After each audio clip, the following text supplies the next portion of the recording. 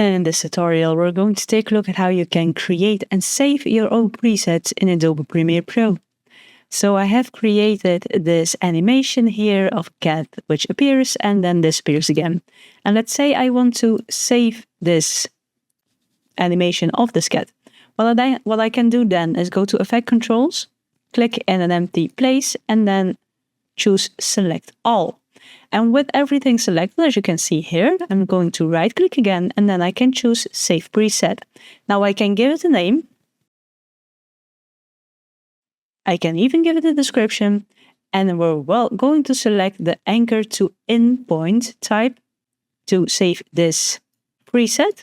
And then I'm going to press OK.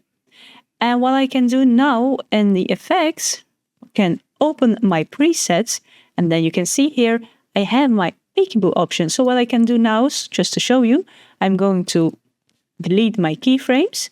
And as you can see now, there is no animation happening whatsoever.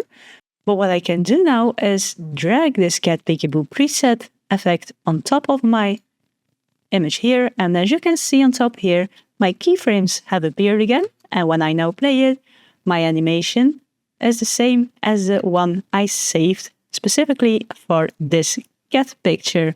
So that's how you can easily create your own effects and then save it as a preset and apply it to other projects by simply going to your presets option in the effects window.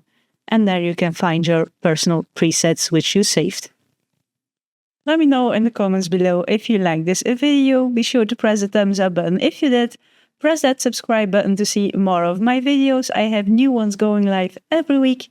And for now, thank you for watching my video. Stay creative, and I hope to see you in the next one.